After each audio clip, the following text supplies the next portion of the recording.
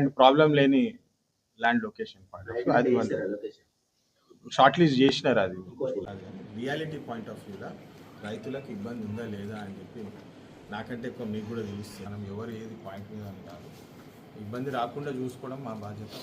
ఖచ్చితంగా మేము దాన్ని కృషి చేస్తాం. ఎయిర్పోర్ట్ అథారిటీ గతంలో ఎమ్మెల్యే రాముడు అచీవ్ చేసాడు. ఆ ప్లేస్ వద్ద చెప్పేసి ప్రస్తుతం ఎమ్మెల్యే క్యాన్సిల్ చేయించాడు. ల్యాండ్ అక్విజిషన్ అయినా లొకేషన్ ఎక్కడ? ల్యాండ్ పాయింట్ ఆఫ్ వ్యూ మీ అందరికి తెలుసు. ఓపెన్ అనేక మంది కమిటీ మెంబర్స్, ఫర్టిలైజర్ కమిటీ మెంబర్స్తో కలిసి ఈ ఇష్యూ సీరియస్ అవుతుంది. రైతులు చాలా కష్టంలో పడుతున్నారు.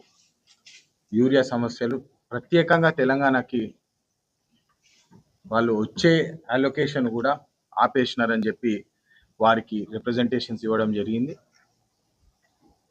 Chairman of fertiliser committee, parliamentary committee ఏదైతే ఉంటుందో చైర్మన్ కృతి ఆజాద్ గారు, వారిని కూడా కలిసి యూరియా సమస్యలు మా రాష్ట్రానికి పెరుగుతున్నాయి, ఇది కరెక్ట్ కాదు, ఎందుకంటే ఏదైతే 9 లక్షల టన్నులు యూరియా వచ్చేది ఉండేనో దాంట్లో కేవలం 4.5 లక్షల టన్నులు, 4.5 లక్షల టన్నులే ఇచ్చినారని చెప్పి వారికి అప్డేట్ చేయడం జరిగింది. అదేవిధంగా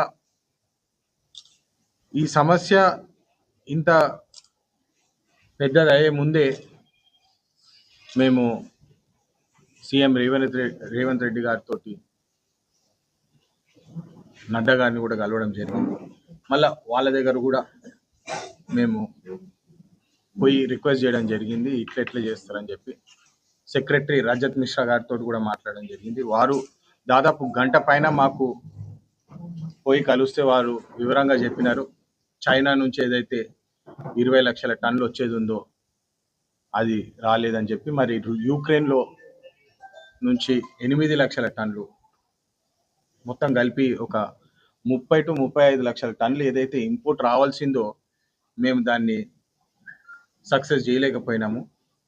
సో ఈ మొత్తము ఇష్యూ, యూరియా ఇష్యూ ఏదైతే ఉన్నదో ఎక్స్టర్నల్ మినిస్ట్రీ జైశంకర్ గారు, నరేంద్ర మోడీ గారు, వారు ఎక్స్టర్నల్ రిలేషన్షిప్స్ ఇతర దేశాలతోటి వాళ్ళు మంచిగా మెయింటైన్ చేయలేదని చెప్పి మనకు ఈ షార్టేజ్ వస్తుంది. ఈ షార్టేజ్ వచ్చినందుకు వాళ్ళు ఏం చేస్తున్నారంటే కేవలం బీజేపీ రాష్ట్రాలకి వాళ్ళు డైవర్ట్ చేస్తున్నారు.